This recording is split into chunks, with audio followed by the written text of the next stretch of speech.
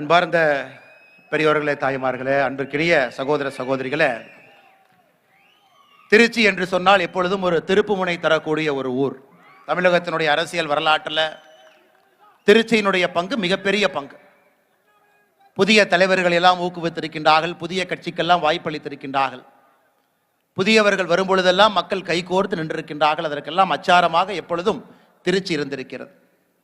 அதுபோல் ஒரு அற்புதமான கூட்டம் தமிழகத்தில் அவருடைய தந்தையார் பெருந்தலைவர் ஐயா மூப்பனார் ஐயா எப்படி வாழ்ந்தாரோ அதுபோல் அதே பாதையில் என்னாலும் வாழ்ந்து காட்ட முடியும். அதே போல் ஒரு கட்சியை, ஒரு அற்புதமான தொண்டர்களை கட்டுக்கோப்பாக தமிழகத்தில் இந்த காலத்திலும் கூட ஒரு கண்ணியம் மிகுந்த அரசியலை நடத்தி காட்ட முடியும் என்று காட்டிக் கொண்டிருக்கக்கூடிய ஐயா ஜி.கே. வாசன் அவர்கள் தலைமையில் இந்த கூட்டம் அற்புதமாக இங்கே நடந்து கொண்டிருக்கிறது. எனக்கு முன்பு பேசியவர்கள் எல்லாம் அற்புதமான மனிதர்கள், முதியவர்கள், மூத்தவர்கள், அனுபவம் வாய்ந்தவர்கள். காமராஜர் ஐயாவை அருகிலிருந்து பார்த்தவர்கள், மூப்பனார் ஐயாவை அருகிலிருந்து பார்த்தவர்கள். ஒரு நல்ல ஒரு தமிழகம் வர வேண்டும் என்பதற்காக உழைத்து கொண்டிருக்கக்கூடிய தலைவர்கள் எல்லோரும் பேசி அமர்ந்திருக்கின்றார்கள்.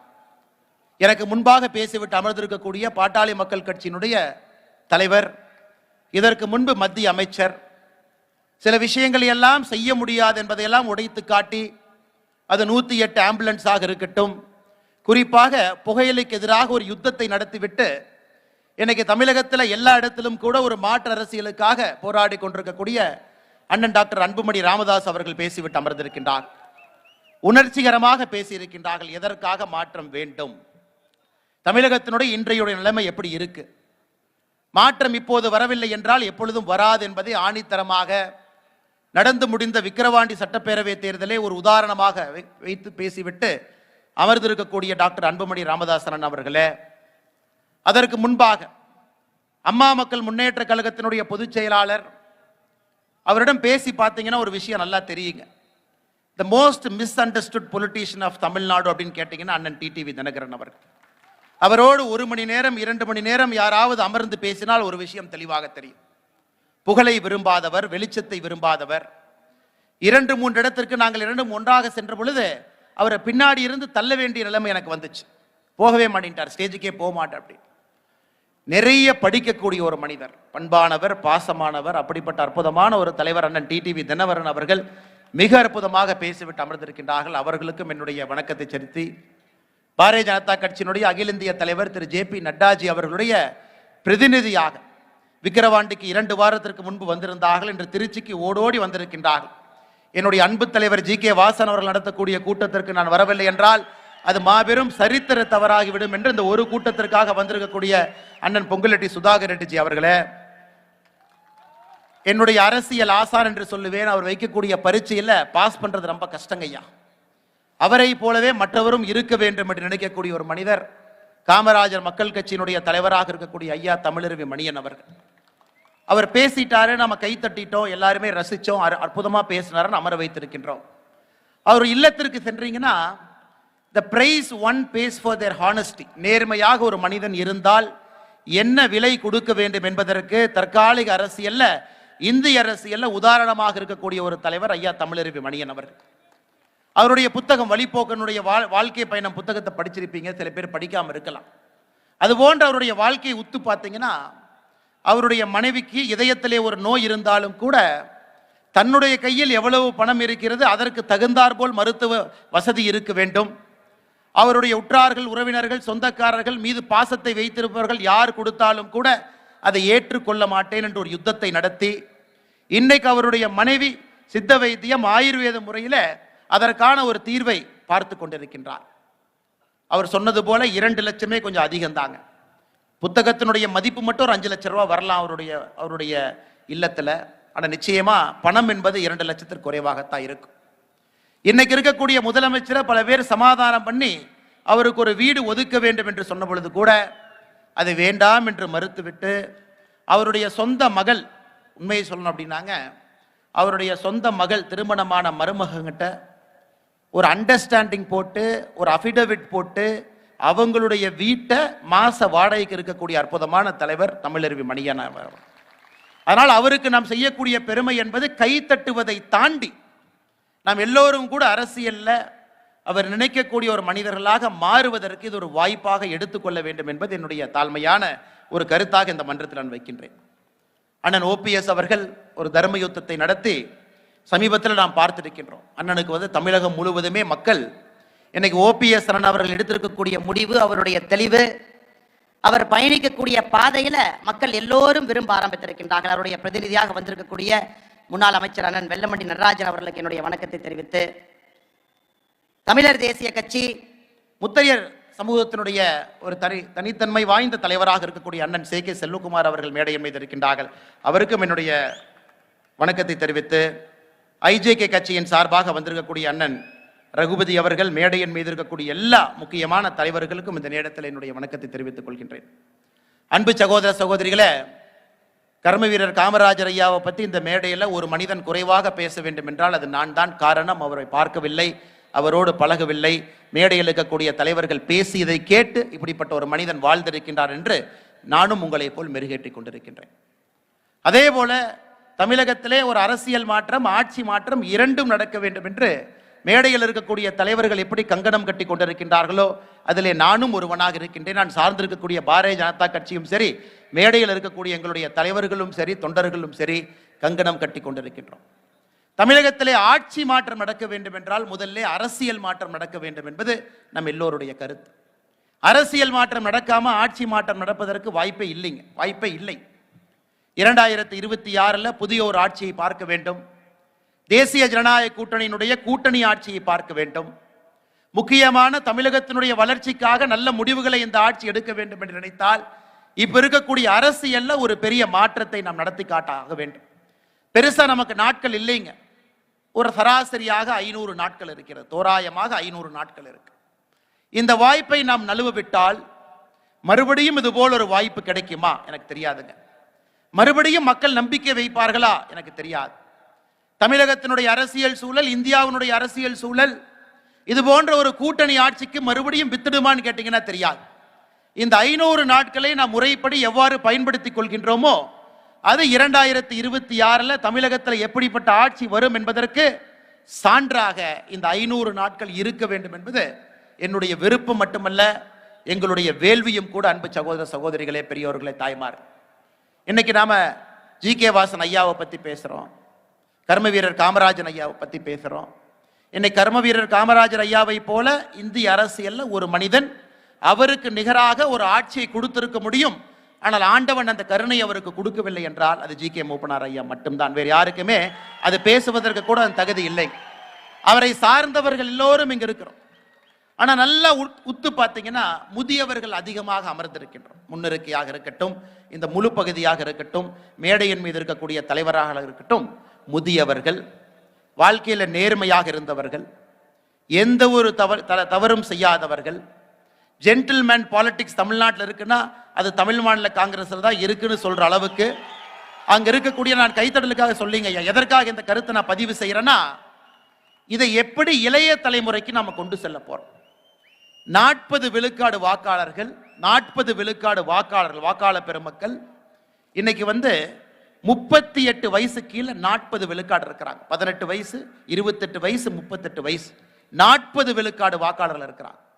இந்த 40 விழுக்காடு வாக்காளர்களுக்கு கர்ம வீரர் காமராஜர் ஐயாவுடைய புகழை பற்றி தெரியுமான்னு கேட்டீங்கன்னா, ஒரு தமிழருவி மணியன் ஐயா பேசும் பொழுது கேட்டு தெரிந்து கொள்ளலாம், அல்லது மேடையின் மீது இருக்கக்கூடிய தலைவர்கள் பேசும் பொழுது கேட்டு தெரிந்து கொள்ளலாம், அல்லது அன்புமணி ராமதாஸ் ஐயா ஆதாரபூர்வமாக தமிழகத்தில் என்ன தவறு நடக்குது, எதற்காக மாற்றம் வேண்டும் என்று பேசும் பொழுது அதை ஒப்பிகை செய்து பார்த்து கொள்ளலாம். அவங்க கிட்ட எப்படி நாம கொண்டு போக போறோம்?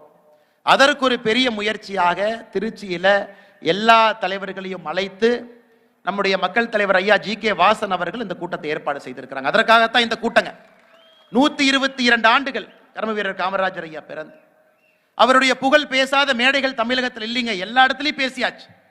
தமிழறிவு மணியன் ஐயா நேற்று காலையில் எங்கேயோ பேச ஆரம்பிச்சு இன்று விருதுநகர்ல பேசிட்டு இன்னைக்கு இங்க பேசுறாங்க, நாளை காலையில சென்னை பேச போறாங்க, சாயந்தரம் எந்த ஊர்ல பேச போறாங்கன்னு தெரியல. அவருடைய புகழை பேசாத ஊர் இல்லை, ஏறாத மேடைகள் இல்லை, எல்லாத்துலயும் பேசியாச்சுங்க ஐயா, எல்லா இடத்துலையும் பேசியாச்சு. அப்படி இருந்தும் கூட நாம் நினைக்கக்கூடிய அரசியல் மாற்றம் என்பது கனவாக மட்டும் இருக்கு. இன்னைக்கு எந்த அளவுக்கு தைரியம் ஆயிருச்சுன்னா பாருங்க, திமுக சார்ந்து இருக்கக்கூடிய கூட்டணியில் இருக்கக்கூடிய தலைவர்கள் தைரியமா வந்து சொல்ல ஆரம்பிச்சுட்டாங்க, நடப்பது கர்ம வீரர் காமராஜர் ஐயாவுடைய ஆட்சின்னு சொல்லும் அளவுக்கு தைரியம் வந்திருக்கு. அதனால் நாம் இதை புரிந்து கொள்ள வேண்டும். அன்பு சகோதர சகோதரிகளே, இந்த 500 நாட்கள் என்பது வேள்வியாக நாம் வாழ வேண்டிய காலம். இது வேறு வழி இல்லை. காரணம், ஒரு குறியீட்டிலும் கூட தமிழகம் பின்னாடி போக ஆரம்பிச்சிருச்சு. எனக்கு முன்னாடி பேசின தலைவர்கள் சொன்னாங்க, கர்ம வீரர் காமராஜர் ஐயா அவர்கள் அவருடைய ஆட்சி காலத்துல 9 ஆண்டுகள்ல பூட்டி கிடந்த 6000 பள்ளிகளை திறந்தாங்க, 20,000க்கு மேற்பட்ட புதிய பள்ளிகளை உருவாக்குனாங்க. ஆட்சிக்கு வந்த பொழுது வெறும் 53 கல்லூரியில 39,000 மாணவர்கள் படிச்சாங்க. 9 ஆண்டுகள்ல அந்த 53 கல்லூரிகளை 63 கல்லூரிகளாக மாற்றி அதில் 49,500 மாணவர்கள் படிக்கும் அளவுக்கு அதை உயர்த்தி காட்டினாங்க. 9 அணைகள் கட்டியிருக்கின்றார்கள். 9 அணைகள் இன்னைக்கும் நல்லா இருக்கு. தமிழர் மணியன் ஐயா சொன்னாங்க, கலைஞர் கருணாநிதி அவர்கள் உருப்படியாக கட்டின ஒரே ஒரு அணை குடவனார் அணை மட்டும்தான், அதுவும் கூட அடிச்சு போயிருச்சு, அந்த அணையும் இன்னைக்கு இல்லை என்கின்ற வார்த்தையை மேடையில் இருக்கும்போது சொன்னாங்க. இதெல்லாம் ஒரு பக்கம் கம்பேரிட்டிவ் ஸ்டாட்டிஸ்டிக்ஸ் இதெல்லாம் இருக்கு. ஆனா இன்னைக்கு தமிழகத்தினுடைய நிலையை பாருங்க ஐயா, 37,000 அரசு பள்ளிகள் இருக்கிறது. அதிலே 4,500 அரசு பள்ளிகள்ல தலைமை ஆசிரியர்கள் கிடையாது. 37,000 பள்ளியில 4,500 அரசு பள்ளிகள்ல தலைமை ஆசிரியர்கள் கிடையாது. 19,260 ஆசிரியர் பணியிடங்கள் இன்னைக்கு காலியா இருக்குதுங்க. இன்னைக்கு புள்ளி விவரத்தை எடுத்துக்கிட்டீங்கன்னா 19,260 ஆசிரியர் பணி. 10,000 பள்ளிக்கூடத்தினுடைய கட்டடங்கள் சிதிலமடைந்திருக்கிறது என்று 3 ஆண்டுகளுக்கு முன்பு பட்ஜெட் கூட்டத்தொடரில் தமிழகத்தினுடைய அமைச்சர் ஒப்புக்கொண்டிருக்கின்றார். 10,000 பள்ளிக்கூடங்கள் சிதிலமடைஞ்சிருக்கு. ஆனா இத்தனை காலமாக எத்தனை பள்ளிக்கூடங்கள் இந்த 3 ஆண்டுகளில் கட்டி இருக்கின்றார்கள், புதுப்பித்திருக்கின்றார்கள் என்கின்ற கணக்கு நம்ம யாருகிட்டையுமே இல்லைங்க ஐயா. தொடர்ந்து பேசிக்கிட்டே போலாம். காமராஜர் ஐயாவுடைய காலம் என்னைக்கு, இன்னைக்கு தமிழகம் எப்படி இருக்குன்னு பாருங்க. இன்னைக்கு இந்தியாவுடைய வளர்ச்சி பிரதேசமாக கிட்டத்தட்ட 45 ஆண்டுகள் இந்தியாவுடைய 2வது பெரிய பொருளாதார மாநிலமாக இருந்த தமிழகம் இன்னைக்கு 3வது இடத்துக்கு போயிருக்கோம். 2வது இடத்திற்கு உத்தரப்பிரதேசம் வந்திருக்கின்றார். 2029 முடியும் பொழுது தமிழகம் உறுதியாக இன்னைக்கு இருக்கக்கூடிய நிலைமை எடுத்தீங்கன்னா 5வது இடத்திற்கு சென்றிருப்போம். 45 ஆண்டுகள் தக்க வைத்த 2வது இடத்தை விட்டு கொடுத்து 2029 முடியும் பொழுது 5வது இடத்திற்கு பொருளாதாரத்திலே செல்ல ஆரம்பிக்கின்றோம். அப்படி இருக்கும் பொழுது நம்முடைய குழந்தைகள் வாழக்கூடிய தமிழகம் எப்படி இருக்கும் என்கின்ற சிந்திச்சு பார்த்தீங்கன்னா பயமா இருக்கு, கவலையா இருக்கு. இந்த நம்முடைய தமிழ்நாடு என்ன ஆகும் என்று நினைக்கும் பொழுது படபடப்பு வந்து விடுகிறது.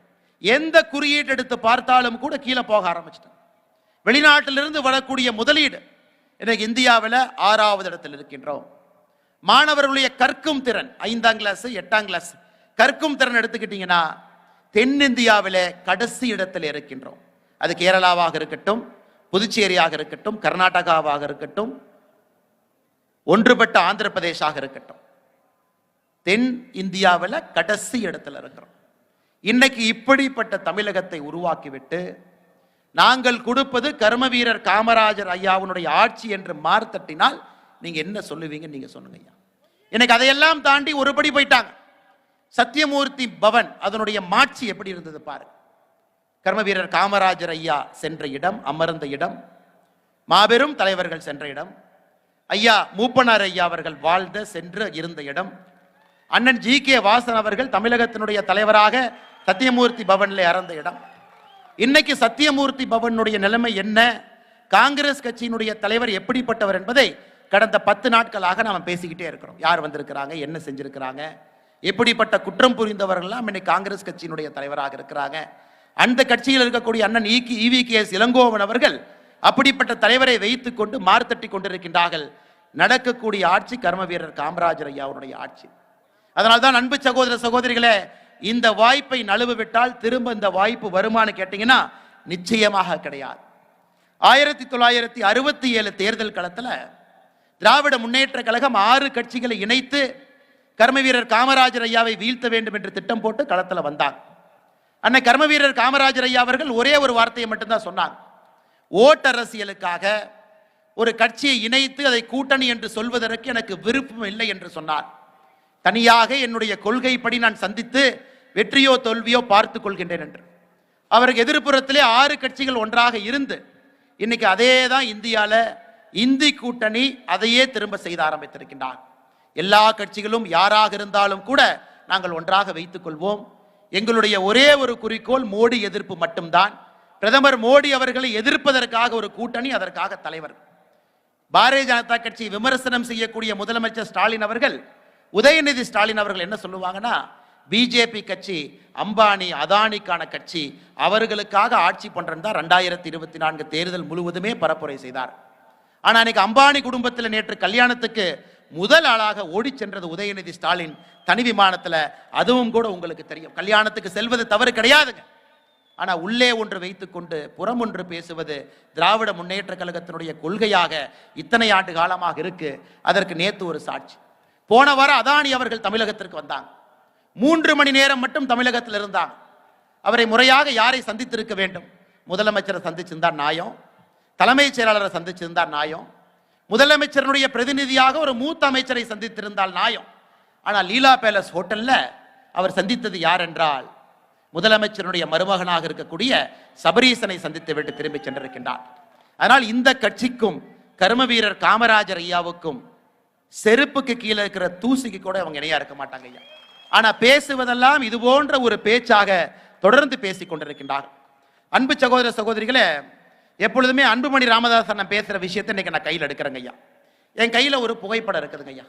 என் கையில ஒரு புகைப்படம் இருக்கு. இந்திய நம்முடைய மேப்புங்க ஐயா, அது நம்முடைய வரைபடம்.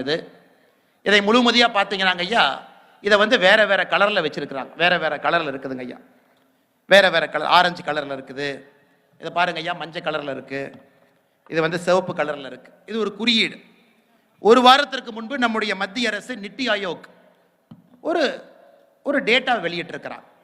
இன்னைக்கு இந்தியாவில் ஒரு சராசரியாக ஒரு தனி மனிதன் குடிக்கக்கூடிய தண்ணீரின் அளவு எவ்வளவு வேணும்?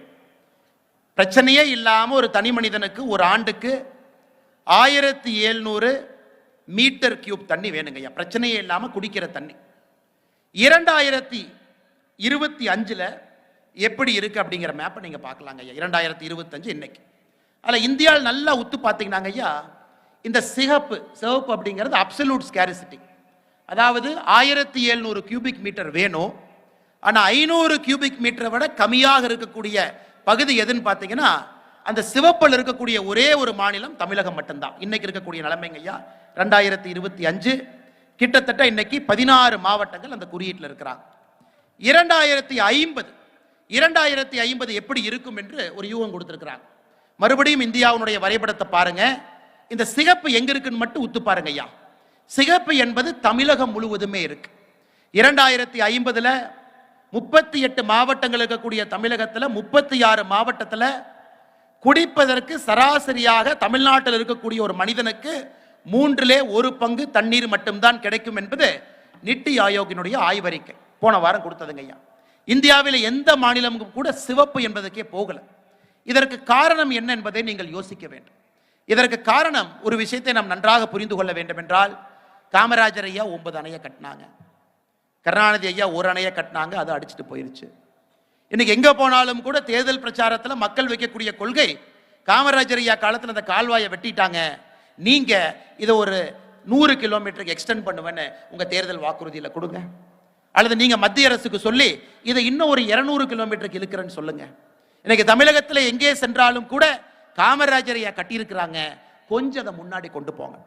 காமராஜர் ஐயா அவர்கள் தன்னுடைய ஆட்சி அவரே வேண்டாம் என்று விட்டு சென்ற பொழுது தமிழகத்தில் விவசாயம் நடைபெற்றதற்கான எத்தனை லட்சம் ஏக்கர்ல விவசாயம் நடந்ததுனாங்க?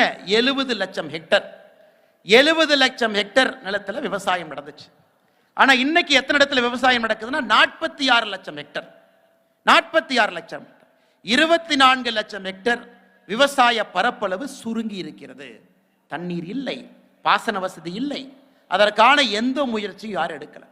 எதற்காக? தேசிய ஜனநாயக கூட்டணியினுடைய கூட்டணி ஆட்சி 2026 வேண்டும் என்றால், தவறு செய்தவர்கள் எப்பொழுதுமே சரி செய்ய போவது கிடையாது. 50 ஆண்டுகளாக ஆட்சியிலிருந்து தவறு செய்தவர்கள் எப்படிங்க 2026 சரி பண்ண போறாங்க? ஒரு பக்கம் 2050 குடிப்பதற்கான தண்ணி 1/3 பங்கு இருக்கக்கூடிய ஒரே ஒரு மாநிலமாக தமிழகம் இருக்கும். இன்னொரு பக்கம் விவசாயம் செய்யக்கூடிய நிலம் சுருங்கி இருக்கு.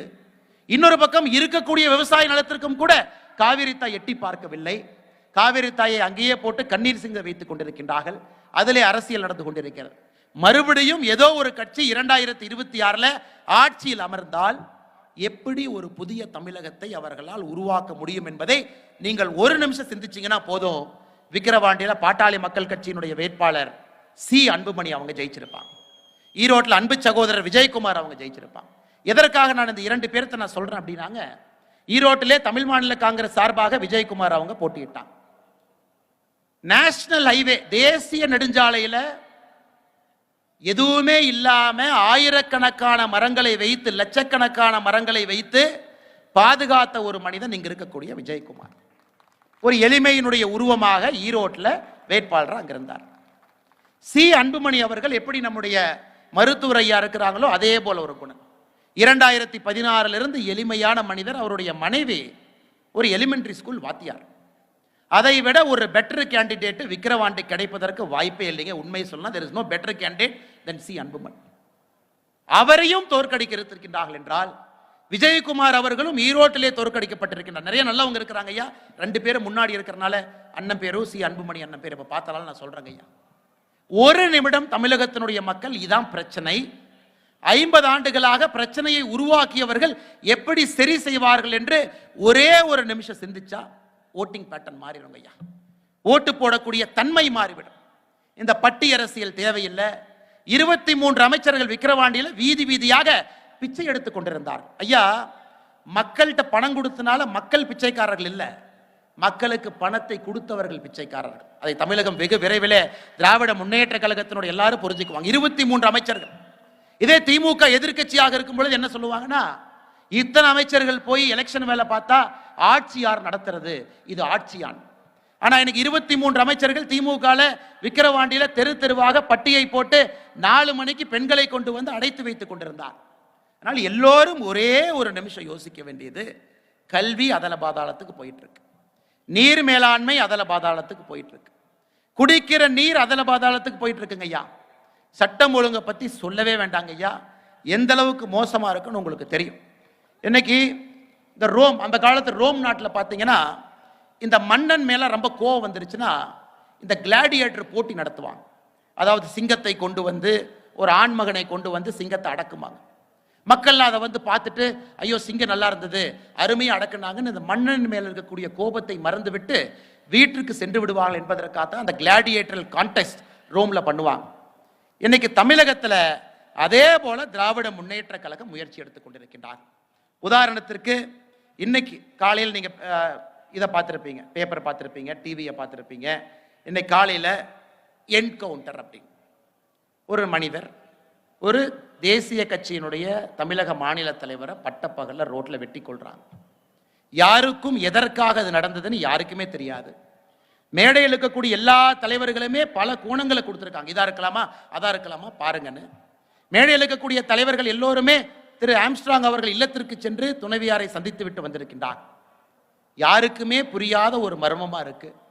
இது பொலிட்டிக்கல் மர்டரா இருக்குமா, இது திராவிட முன்னேற்ற கழகத்தை சார்ந்தவர்களே 3 பேர் உறுப்பினர்கள் அந்த மெயின் அக்யூஸ்ட் 5 பேர்த்துல இருக்கிறாங்க.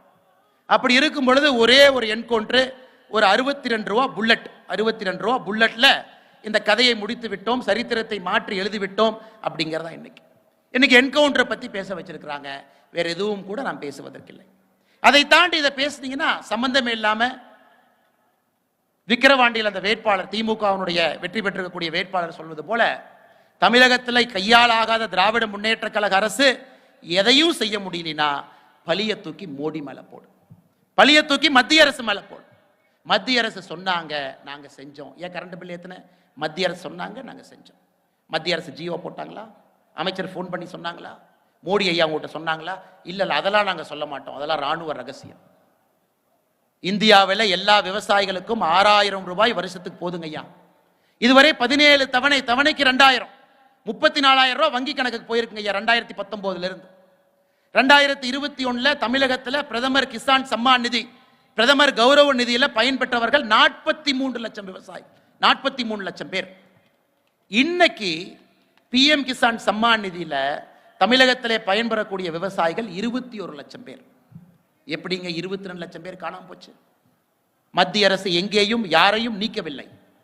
மோடி ஐயா யாரையும் சேர்த்திக்க வேண்டாம்னு சொல்லிங்க. திட்டம் ஆரம்பிக்கப்பட்ட பொழுது சிறு குறு விவசாயிகளா இருந்துச்சு. அதாவது 4.94 ஏக்கர் கீழே இருக்கணும். அதன் பிறகு மத்திய அரசு திருத்தம் செஞ்சு எவ்வளவு ஏக்கராவா இருந்தாலும் கூட உங்களுக்கு அது பொருந்தும் என்று சொன்னார். அதற்கு சில விலக்குகள் கொடுத்திருந்தார். நம்ம இன்கம் டாக்ஸ் கட்டக்கூடாது, குடும்பத்தில் யாரோ ஒருத்தர் அரசு வேலையில் இருக்கக்கூடாது, 10,000 ரூபாய்க்கு மேல பென்ஷன் வாங்கக்கூடாது, இது போன்ற சில விலக்குகள். 43 லட்சம் இருந்த தமிழகத்தினுடைய விவசாய பெருமக்கள் 21 லட்சம் பேர் இந்த திட்டத்தில் வந்திருக்காங்க. இது யோசிச்சு பாருங்க. எப்படி மத்திய அரசு கொடுக்கக்கூடிய ஒரு திட்டத்தை தடுக்கணும், பேரை எடுக்கணும், விவசாயிகளுக்கு வரக்கூடாது. இவர்கள் கர்ம வீரர் காமராஜர் ஐயாவை போல ஆட்சி செய்யறாங்கன்னு